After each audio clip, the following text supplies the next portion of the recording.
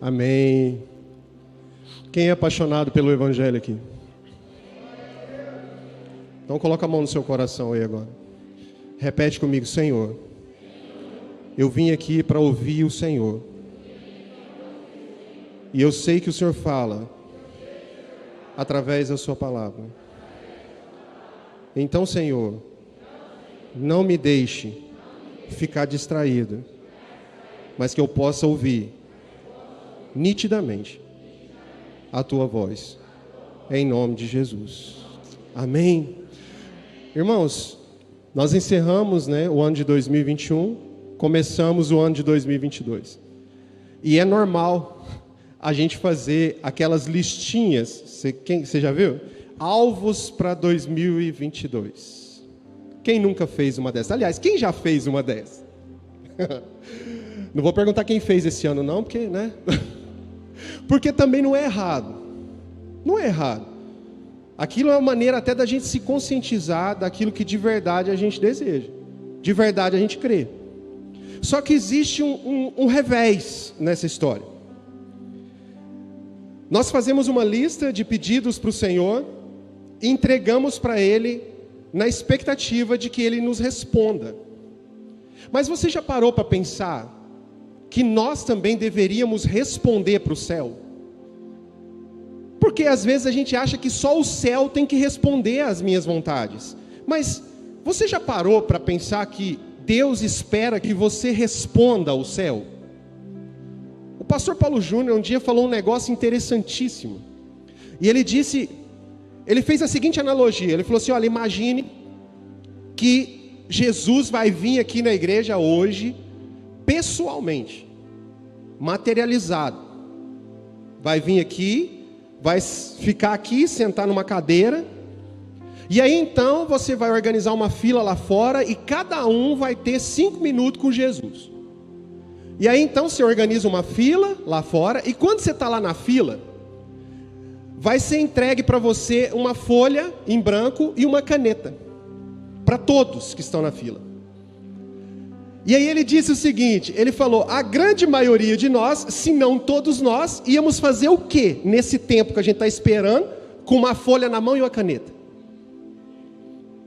Só teve uns 2 que teve coragem de fazer. Vai fazer os pedidos, irmão.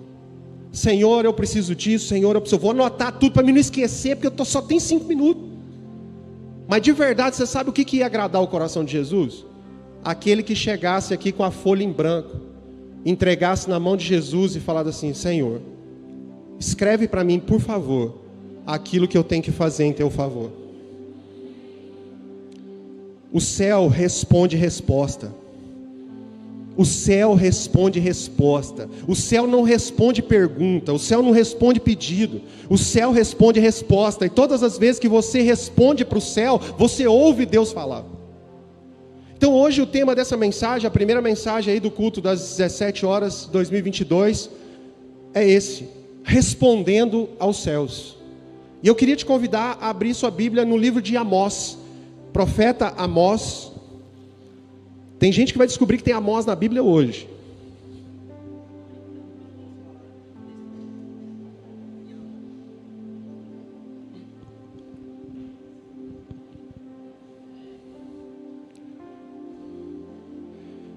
Livro do profeta Amós, capítulo 7, a partir do verso 1. Nós vamos ler do verso 1 até o verso 8.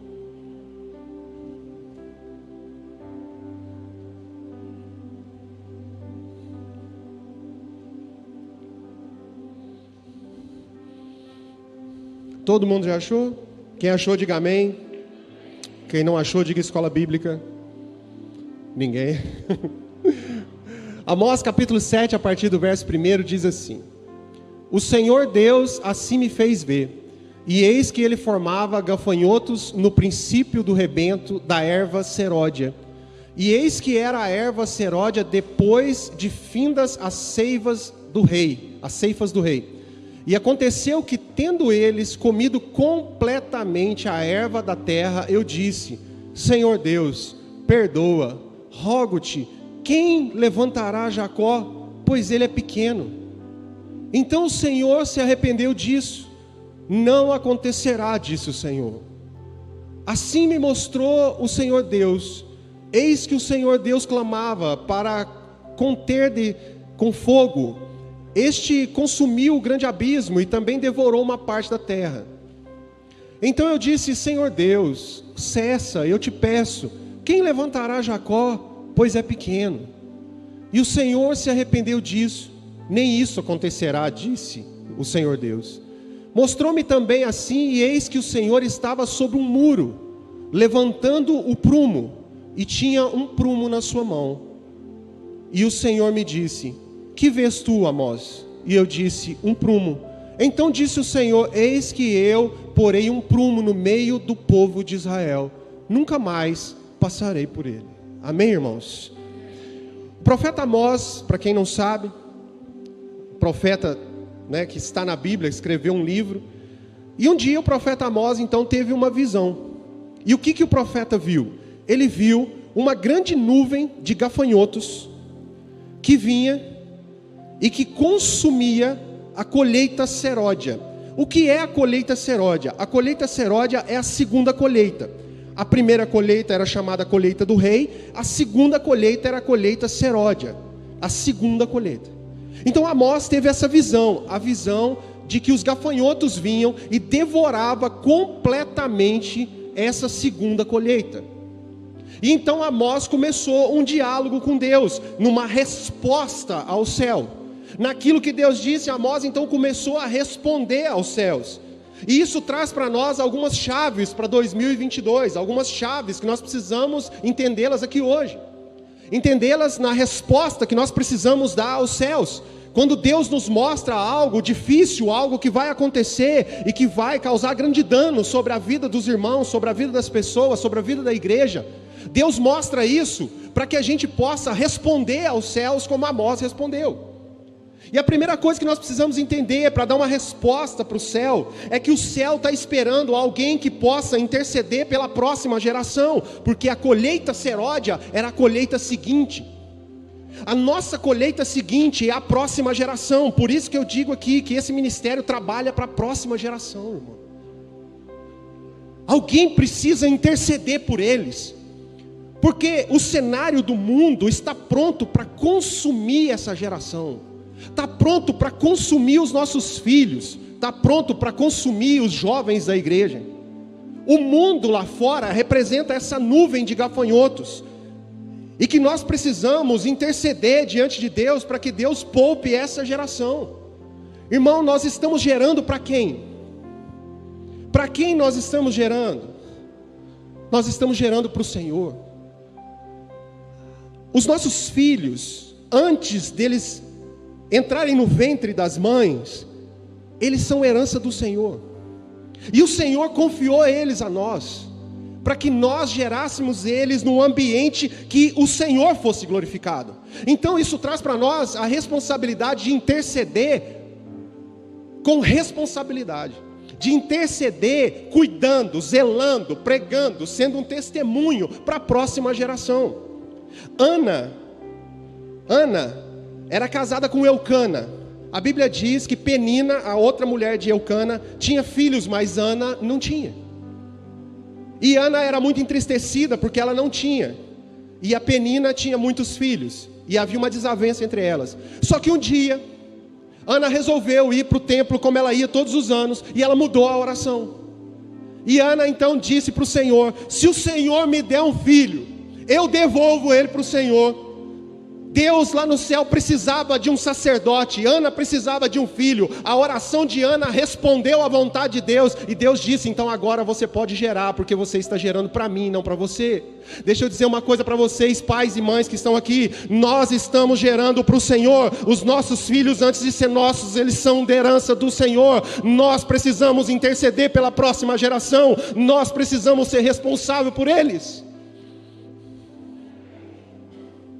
Irmão, a igreja, quando você olha para isso aqui, irmão, você acha que é legal para nós, numa cidade igual Ituiutaba, que o céu aqui ainda está de bronze, carregada de religião, carregada de gente que está enraizada na religião.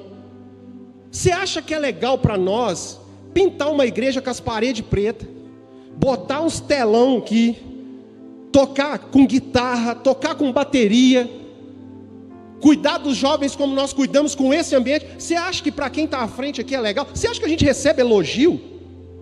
Não, a gente recebe elogio de quem está aqui dentro, porque quem está lá fora, ó. A igreja da macumba, até onde eu sei, macumba é roupa branca, mas o povo já batizou, né? Ó, temos um irmão que olhou para a roupa agora. Não tem nada a ver com a roupa, irmão, não tem nada do lado de fora, do lado de dentro. Irmão, a gente apanha absurdamente, porque a gente está preparando uma igreja que não é mais para os nossos pais, é uma igreja para os nossos filhos. Enquanto eu tiver vida e estiver à frente desse ministério, essa igreja vai trabalhar para a próxima geração. Os nossos filhos vão querer vir à igreja. Os nossos filhos vão querer pregar o evangelho. Os nossos filhos vão voltar a desejar ser pregadores do evangelho. Porque isso está se quebrando no Brasil. Filhos de pastores querem ser qualquer coisa, menos pastores. Nós vamos trazer um ambiente que não é só um ambiente lúdico, mas é um ambiente de princípio. Porque, irmão, eu vou falar a verdade para você, muitos filhos não querem ser pastores, filhos de pastores não querem ser pastores, talvez não é nem pelo ambiente, mas é pela perseguição da igreja em cima dos pais. Porque tem filho de pastor que vê o pai chorar dentro de casa, tem filho de pastor que vê o pai ser traído, que vê o pai ser julgado, que vê a mãe ser julgada, ser traído, ser perseguido. E nós estamos aqui para quebrar isso, para interceder por essa geração. Nós precisamos trazer uma igreja sadia, que entende que nós somos irmãos, e que todos nós temos pecados, e que nós estamos debaixo da misericórdia de Deus, e que nós somos uns pelos outros, e não uns contra os outros. Só assim a gente vai interceder pela próxima geração. E eu declaro sobre a vida dessa igreja, levanta a sua mão, hoje eu quero profetizar. Os nossos filhos vão amar o evangelho. Os nossos filhos vão amar fazer parte de igreja. Eles vão amar pregar o evangelho, porque nós vamos interceder por essa geração. Em nome de Jesus. Em nome de Jesus. Amós disse: Senhor, poupa a segunda colheita. Poupa a colheita seródia. Para quem quer responder o céu, irmão, precisa entender que os céus estão esperando que alguém se coloque na brecha do perdão.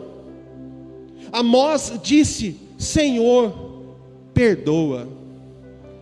Irmão, a gente é muito vítima de tudo. Eu disse aqui no culto de sexta-feira que a gente só se arrepende quando a gente olha para Deus. Porque quando eu olho para mim, eu só tenho remorso.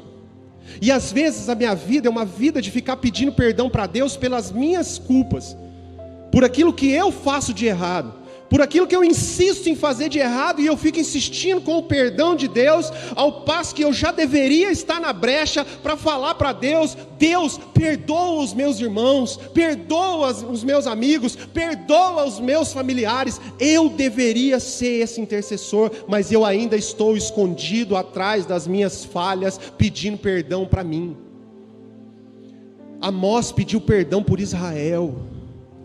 Irmão, eu estou sonhando o dia que Deus vai levantar homens e mulheres de verdade, verdadeiros, inteiros, que vão se colocar na brecha pela nação brasileira, que vão botar o joelho no chão, não para fazer mais uma grande campanha, não para fazer mais uma grande cruzada para arrecadar recurso financeiro, mas homens que vão para dentro do quarto, mulheres que vão para dentro do seu quarto, bota o joelho no chão e diz: Senhor, perdoa a nação brasileira, perdoa o seu povo, perdoa os seus filhos, interceder por eles, interceder por eles. Moisés, quando estava conduzindo o povo no deserto, Deus então viu que o povo se rebelou. Moisés estava lá em cima com Deus. Deus falou assim: Moisés, eu vou matar esse povo tudinho, e vou começar só com você. O que Moisés fez? Falou: Deus, arrepende-te, arrepende-te, porque é o teu povo. Moisés pulou na frente de Deus e falou: Deus, poupa esse povo, são os seus filhos. Você acha mesmo que Deus queria matar o povo? Não, Deus queria levantar o coração de um intercessor. Deus queria mostrar para Moisés que ele estava apto a conduzir o povo, porque quando falou do povo, ele pulou na frente do povo. Por isso eu declaro que essa igreja vai levantar pastores nessa cidade, que pula na frente do povo e defende o povo e diz: Senhor, perdoa eles, dá mais uma oportunidade para eles, dá graça para eles, dá misericórdia para eles, Senhor. Porque nós estamos cansados de gente que entra na frente da gente para apontar o dedo, para dizer: você vai para o inferno, você não merece salvação. Não, essa igreja não aponta o dedo, essa igreja estende a mão e intercede diante do Senhor.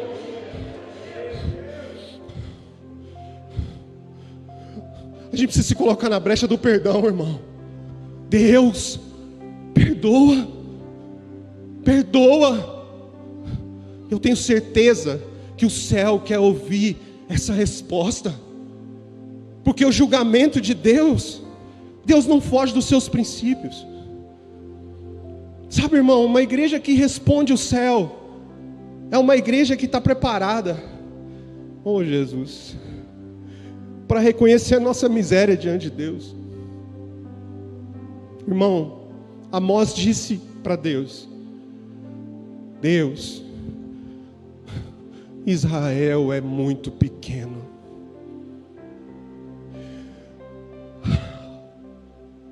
Irmão, essa semana eu tive um encontro real com Deus. Tem algumas coisas que a gente prega muito aqui na igreja, mas a gente não sabe o poder que tem isso. E a gente não está nisso e a gente acha que está.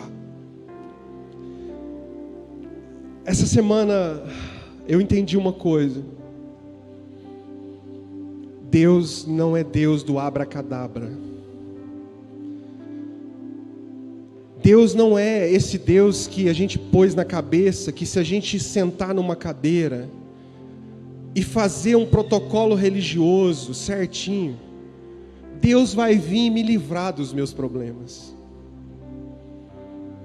Deus usou a pastora Jaqueline para falar algumas coisas comigo.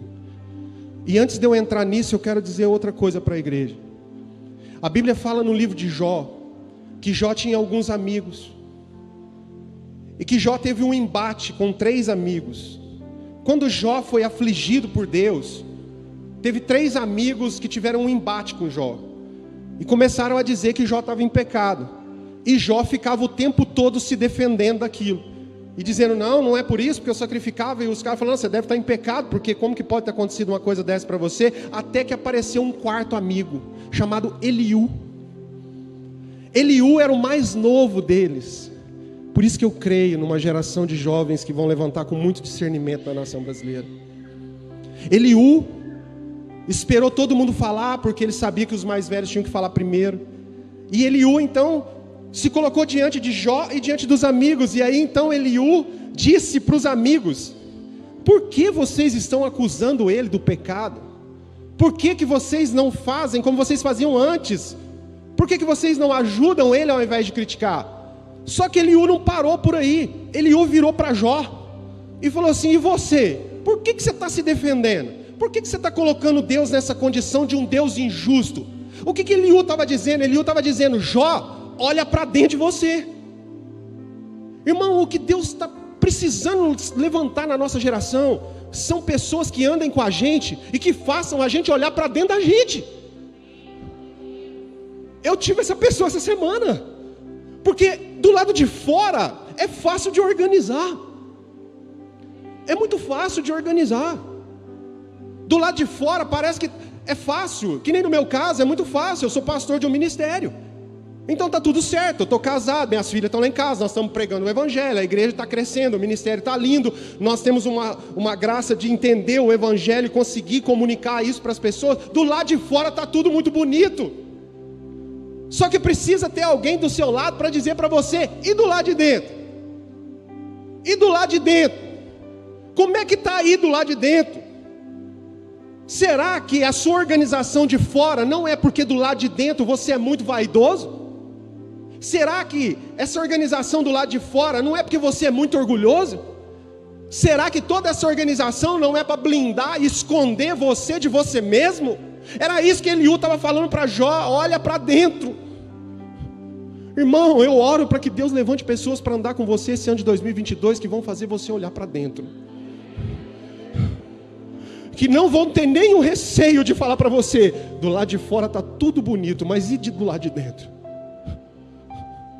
É gente que vai olhar para você e vai falar assim: olha, vigia, vigia, vigia seus pensamentos, vigia seus desejos, vigia, vigia, sabe por quê? Porque quando você faz isso, você entende uma coisa: que nós somos miseráveis e pequenos.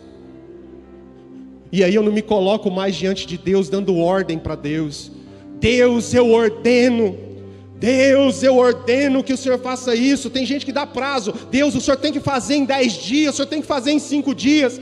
Não, a resposta que o céu quer ouvir é a resposta que Amós deu para Deus: Deus, nós somos pequenos, tem misericórdia de nós. Deus, nós somos pequenos. Deus, do lado de dentro está tudo errado. Deus, do lado de dentro tem muros desconstruídos. Irmão, eu preguei isso hoje de manhã. Um chamado à reconstrução. Irmão, quem olha para a igreja brasileira hoje acha que está tudo certo, porque nós somos muito bons de mídia, nós somos muito bons de estrutura, a gente é muito bom de teologia. Mas do lado de dentro, a grande maioria de nós, líderes, pastores, irmãos da igreja, nós estamos completamente destruídos. E o Senhor vem aqui nesse primeiro ano, nesse primeiro dia, 2022, para falar para você uma coisa: reconheça que você é pequeno demais diante de Deus. Reconheça que a sua miséria é grande demais diante de Deus, porque só assim você vai conseguir conviver com isso. Para de achar que vai ter uma cura milagrosa. Sabe qual que é a cura? Sabe qual que é a conversão? A conversão é a consciência de que em algumas áreas da minha vida eu sou um verdadeiro desastre, e que se eu não vigiar isso, eu não alcanço a salvação.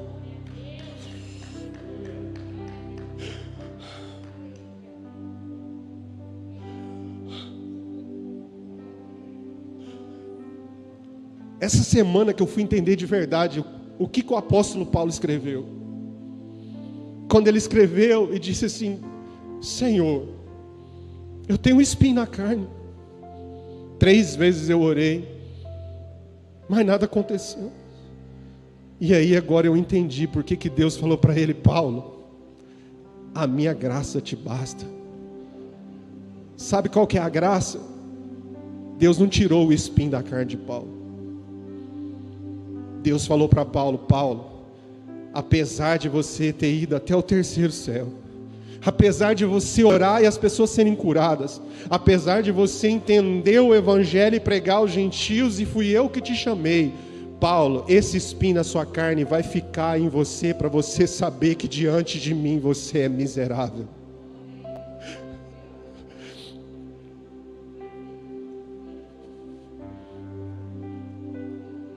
A história de Jacó também é assim.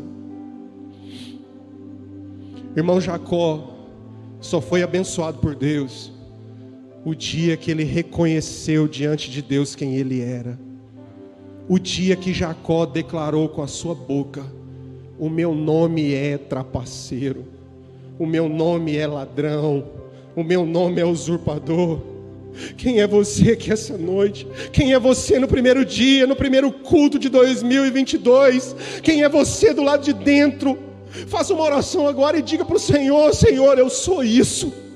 Eu sou vaidoso, eu sou orgulhoso, eu sou adúltero, eu sou ladrão. Senhor, as pessoas não sabem porque do lado de fora está organizado, mas o Senhor sabe do lado de dentro. Eu sou esse. Eu sou esse. Se você quer ser abençoado por Deus, entenda quem você é, e entenda que provavelmente nessa área da sua vida você vai ter que lutar a vida inteira, porque é isso que vai te manter pequeno diante de um Deus grande. Não lamente, agradeça. Obrigado, Senhor, porque isso colocou para mim um limite. Me colocou um limite. Porque se eu passar desse limite, provavelmente eu vou ferir muitas pessoas. Provavelmente eu vou prejudicar muito mais do que ajudar. Mas quando eu chego na beira do abismo e eu sei que esse abismo é para mim, eu digo: Senhor, tem misericórdia. Tem misericórdia, porque eu sou pequeno demais. Tem misericórdia, Senhor. Que a gente possa responder o céu em 2022, como Amós respondeu: Senhor, nós somos pequenos demais. Nós somos pequenos demais. Sabe, irmão, a gente durante muito tempo, a gente pregou um engano para a igreja. Um engano. Um engano. A gente pregou para a igreja, se fizessem tudo certinho, Deus ia vir ali e tirar da sua vida todos os seus problemas. Mas tem algumas coisas na nossa vida que Deus permite ficar lá, porque são os seus limites. É aquilo ali que te mantém aos pés de Jesus, e você precisa lutar com isso. Eu não estou dizendo que você tem que praticar isso. Se você praticar, aí você peca. Mas você sabendo que você tem problema nessa área, então você luta. Você luta. Nós pregamos muitas vezes cura do homossexualismo, cura de muita coisa. Irmão, eu conheço irmãos que são pessoas que têm problema nessa área e que não praticam isso, mas que têm a hombridade de dizer: eu luto todos os dias contra isso, porque isso me mantém nos pés do meu Pai. O irmão Valdemar subiu aqui numa quinta-feira. Cadê o irmão Valdemar? Está aí? Está aí, irmão. Você não sabe o que você falou aqui nesse altar, o tanto que mudou coisas. O irmão Valdemar, quando chegou na igreja, ele chegou embriagado, irmão. Ele foi no primeiro culto na igreja embriagado. O irmão Valdemar fazia uso de bebida alcoólica todos os dias. E ele chegou na igreja, conheceu Jesus. E o irmão Valdemar, então, não bebe mais. E ele podia subir aqui para contar um testemunho de cura milagrosa. E falar assim: olha, faz isso direitinho, porque Deus vai te libertar desse desejo. Eu não sinto mais vontade, mas não. Sabe o que ele foi? Homem. Homem, sincero, do jeito que Deus precisa. E ele subiu aqui no altar e falou assim: até hoje, eu luto contra o desejo de beber. Você sabe o que mantém esse homem nos pés de Jesus? Esse limite que é o espinho na carne dele. Qual é o espinho da sua carne? Qual é o espinho da sua carne? Senhor, tem misericórdia de nós. Nós somos tão pequenos. Responda ao céu aí agora. Responda ao Senhor aí agora.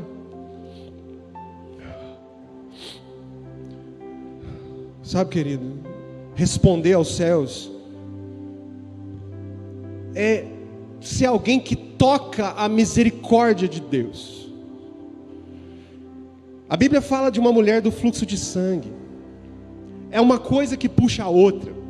A mulher do fluxo de sangue, quando ela soube que Jesus estava passando, essa mulher já tinha 12 anos que tinha um fluxo de sangue, todo mundo sabe dessa história. E ela então decide ir encontrar com Jesus, só que aquela mulher era considerada impura. Era uma mulher que tinha problema, que as pessoas não podiam tocá-la, ela não podia tocar em ninguém. Então essa mulher resolve encontrar com Jesus, e o primeiro desafio dela é o quê? Atravessar a multidão. Mas ela atravessou a multidão já curada, irmão? Ela atravessou a multidão curada, sim ou não? Não. Não. Quando ela foi atravessar a multidão, ela ainda estava com o fluxo de sangue. Esse é o nosso desafio. A gente quer que Deus cure a gente para a gente encontrar com Ele. Não! Vai ao encontro dele do jeito que você está. Vai ao encontro dele do jeito que você está. Porque se você está impuro para os judeus, para ele você ainda continua puro. Se você está pecador para a sociedade, para ele você ainda pode ser perdoado. Vai do jeito que você está. Vai do jeito que você está. Enfrenta a multidão, enfrenta a vergonha, deixa o povo falar, vai, atravessa, enfrenta.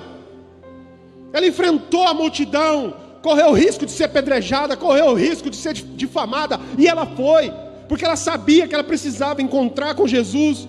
E a Bíblia diz que quando ela encontrou, primeiro ela tocou na orla do manto, e Jesus falou: alguém me tocou, porque de mim saiu virtude, de mim saiu poder, de mim saiu cura. Então o que eu entendo até aqui? Eu entendo até aqui que quando ela tocou em Jesus, fisicamente ela foi curada, mas na alma ela ainda não tinha sido. Porque quando a Bíblia continua a história, diz que quando Jesus perguntou quem me tocou, ela levantou a mão e disse: fui eu. E a Bíblia diz, e aí então ela disse a Jesus toda a verdade. Toda a verdade. Quando ela disse toda a verdade, ela achou cura para a alma. Esse é o nosso desafio.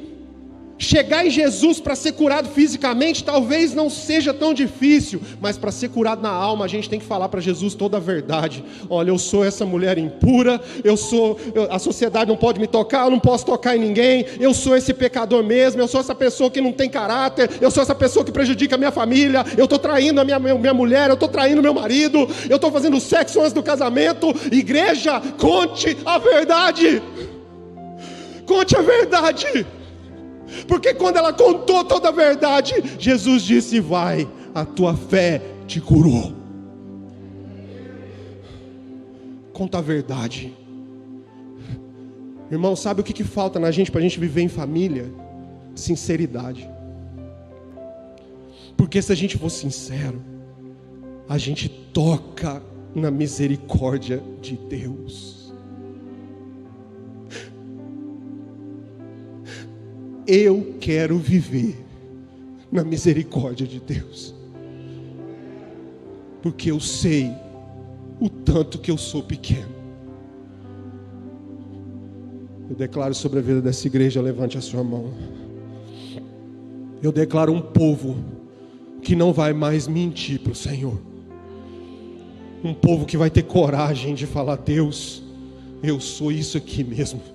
E eu dependo da tua misericórdia, porque eu sou muito pequeno. Em nome de Jesus, irmão. Em nome de Jesus. E para a gente já ir passando para a ceia. Quando a gente responde o céu responde a gente. Quando Amós respondeu o céu, Deus respondeu para Amós. E Deus deu algumas instruções. E uma das instruções que Deus deu era para que o povo se submetesse às suas instruções. Ou seja, irmão, quando a gente olha para Jesus lá no Getsêmani, Jesus homem, sofrendo, suou sangue, angustiado, à beira da morte, à beira do sofrimento, ele fez uma oração, e ele falou: Pai, se possível passa de mim esse cálice, o cálice da tua ira. E a resposta de Deus não foi nenhuma. Deus se calou. E quando Deus se calou, Jesus entendeu, e ele disse: então, Pai, faça a tua vontade e não a minha. Ouvir as instruções de Deus muitas vezes é ouvir o silêncio de Deus naquilo que eu queria para mim, e me submeter a obedecer aquilo que vai matar a minha carne, aquilo que vai fazer com que eu passe pelo sofrimento. A igreja está muito acostumada a pregar para ficar sem sofrimento, mas a Bíblia diz que o próprio Filho de Deus, Jesus, foi obediente pelo tanto que sofreu. A gente quer tirar o sofrimento da nossa vida, ao passo que o sofrimento vai mostrar para você quem é o Deus da sua vida. Seja obediente à instrução, seja uma pessoa que entende quem você é, como Jesus entendeu que precisava ir para a cruz. Deus deu uma instrução para Amós, e Deus falou assim: Amós, olha para cá, Amós, o que eu tenho na mão? E Amós olhou e falou assim: eu vejo um prumo. Quem já trabalhou com construção civil aqui? Quem sabe o que é um prumo? Levanta a mão. A maioria sabe. Quem não sabe o que é um prumo? Talvez você não sabe pelo nome, mas quando está fazendo um muro, uma parede, são 2 pezinhos assim com uma linha. Isso da antiga, né? Porque tem os prumos hoje que né? Mas vamos lá naquela época. O prumo com a linha, e aí encosta na parede em cima, e essa linha vai dizer para você se essa parede está reta ou está torta. Deus estava dizendo para Amós: Amós, eu vou colocar um prumo no meio de vocês. Porque, irmão, entenda uma coisa: Deus, Ele está segurando a nuvem de gafanhotos que iria consumir toda a nossa geração. Mas Deus não negocia princípio. Deus não negocia princípio. O prumo denuncia tudo aquilo que não está na vontade de Deus. Porque muitas vezes a gente quer viver da graça, fazendo da graça com o perdão da palavra, porque essa palavra significa ausência de graça, fazer da graça uma desgraça. Tem meninas que às vezes vêm de outros ministérios para cá, e quando elas saem desse lugar mais doutrinário, mais religioso, elas vêm, conhecem às vezes um menino que está aqui, começa a namorar, e decidem ficar aqui. E são extremamente julgadas por outras denominações, que infelizmente dizem que a gente nem é igreja. Para ser igreja igual eles são, eu prefiro então que eles pensem que realmente não sou aquela igreja. Porque a igreja que eu sou é a igreja que Cristo ama. Essas meninas saem de lá. E elas foram até então protegidas pelo legalismo, mas foram protegidas. Foram protegidas pelas doutrinas, mas foram protegidas. Elas chegam aqui muitas vezes, meninas virgens, que tiveram às vezes um namoro só, ou estão começando a namorar, e decidem ficar conosco, e vêm conversar com a gente. Fala: olha, eu decidi, e o discurso é muito parecido, porque elas falam assim: não, porque lá é muito ruim, porque era muito trancado, porque era muito isso, e era muito aquilo, aí eu não aguento, e a gente vai só ouvindo. Então eu decidi ficar aqui, aí é a hora que a gente fala. Então você está vindo para cá porque você quer o quê? Você quer ficar livre da doutrina? Você quer ficar livre da pressão? E você vindo para cá, você acha que você vai fazer o quê? Porque o pensamento eu saio da pressão doutrinária, e eu caio no lugar onde eles pregam a graça, e aí eu pego essa graça e torno essa graça uma desgraça, porque aí eu venho para cá, e aí então eu acho que agora eu posso transar, agora eu posso beber, agora eu posso usar roupa curta, agora eu posso fazer um monte de coisa. Quem te falou? Quem te falou?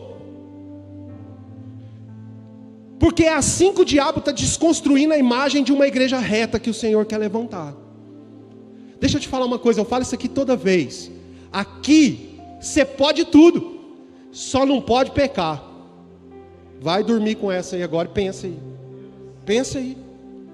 Porque, irmão, se eu fui protegido pela lei de um jeito, mas isso realmente me sufoca, e agora eu conheci a graça, então agora eu preciso entender que Deus agora está trazendo um equilíbrio, o prumo. E Deus está trazendo um equilíbrio para dizer assim: menina, se até agora você foi protegida pela lei, foi porque eu te guardei. Então agora, lá eles diziam que você não podia, porque tem uma lei do lado de fora. Mas agora, menina, eu coloquei a lei dentro do seu coração. E agora, mesmo que você não precise mais viver nessa pressão da lei, você sabe o que você deve fazer ou não. Sabe, a gente precisa começar a ensinar algumas coisas aqui que parece que vai se perdendo. Quem falou que a gente concorda com fazer tudo isso, essas loucuras? A gente sabe que a graça abre uma porta para todo aquele que quer ser restaurado. Amém. Vem do jeito que você está. Mas não pega aquilo que é precioso na sua vida e em nome da graça torna isso uma desgraça. Se torna um testemunho. Testemunho. Amém, irmão? Você já viu que nas igrejas hoje vai ter um pregador que vai vir de fora? Vamos pôr, vai vir um pregador pregar aqui no Sal da Terra. Aí se você colocar na legenda: fulano de tal, ex-traficante, ex-assassino de aluguel, ex não sei o que, ex-usuário de droga, ex travesti, ex não sei o quê. Aí todo mundo vem, oh, vamos lá ver o homem, vamos lá ver. Irmão, bênção, glória de Deus que foi uma pessoa resgatada. Mas sabe quem são os homens e mulheres que Deus vai levantar agora para os próximos dias? São aqueles que nasceram nos pés do Senhor, cresceram nos pés do Senhor, se tornaram adolescentes amando o Senhor, se tornaram homens e mulheres apaixonados pelo Senhor. Essa é a construção de uma geração. Quem falou que o carro tem que bater para a gente consertar? Quem falou isso? Quem falou? Quem falou? Preserva, está pronto. Às vezes você está ali, está novinho o carro, está zero, só que nunca colocaram uma rodovia para você andar. A graça é isso, diz para você, você é livre para fluir no reino de Deus. Mas quem falou que você tem que enfiar esse carro no primeiro poste que você achar? Quem falou isso? Preserva aquilo que Deus te deu, menino, menina, homem, mulher que está aqui, e voa, voa no Evangelho, voa como um testemunho, seja reto, seja um prumo nessa geração, seja um prumo nessa geração, seja alguém que as pessoas desejam carregar o Deus que você carrega, seja alguém. Olha, o pastor, o Paulo Júnior, eu vou falar dele aqui hoje de novo. Ele falou um dia que uma pessoa chegou lá no ministério, lá na igreja que ele pastoreia, e falou assim: Paulo Júnior, eu vejo que aqui vocês têm assim, essa multiforma, vocês não são muito doutrinários com questão de roupa. Ele falou: isso, irmão, a gente não é não. Ele falou assim: tá, mas e se uma irmã entrar pelada aqui na igreja? Olha só aonde a religião vai para tentar acusar a gente. E se a irmã entrar pelada? Ele pensou que o Paulo Júnior ia falar: não, a gente ia mandar ela para a rua. Paulo Júnior falou assim: irmão, se ela entrar pelada, ela vai assistir o culto pelado. E a minha oração vai ser para que o Espírito Santo pegue ela pelada do jeito que ela está ali, para ela entender para que ela foi feita. Porque o Paulo Júnior falou para ele assim: porque, irmão, a gente está pregando dois extremos. Ou a gente acha que as pessoas têm que se vestir para sensualizar. Você vai sair de casa, você tenta colocar a roupa mais sensual que você pode pôr, porque você quer sensualizar, você quer ser sexy. Ou então a gente sai de casa, só falta colocar a burca, que a saia está arrastando no chão, não depila o sovaco, deixa o cabelo, aquele negócio que não corta, não faz nada, não passa maquiagem, não põe brinco, não faz nada. É dois extremos: ou eu visto para mim sensualizar, ou eu visto para me esconder. O Paulo Júnior falou assim: aqui nesse ministério, o Espírito Santo nos ensina a vestir para inspirar uma geração. Você foi chamado para inspirar uma geração. Não é para sensualizar e nem para se esconder. É para ser um prumo. Ser um prumo. Declaro sobre a vida dessa igreja. Levanta a sua mão aí, recebe. 2022, o ano que esse ministério vai se tornar um prumo na cidade de Tuiutaba. Vai se tornar um prumo na cidade de Tuiutaba, em nome de Jesus. Se você recebe essa palavra, aplauda o Senhor. Aplauda o Senhor. Louvado seja Deus. Fica de pé no seu lugar, irmão.